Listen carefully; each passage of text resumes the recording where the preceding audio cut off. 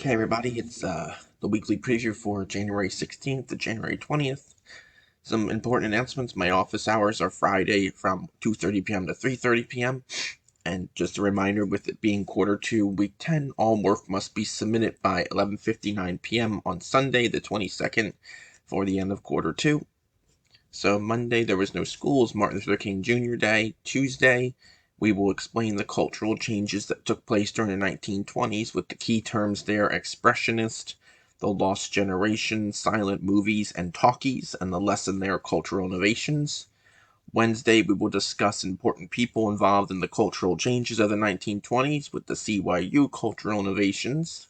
Thursday, we will analyze the political and cultural elements of African American lives during the 1920s. Your key terms there: back to Africa, Great Migration, and Harlem Renaissance, with the lesson African American politics and culture. And then Friday, we will discuss if the 1920s were really a roaring time period for all, with the CYU African American politics and culture.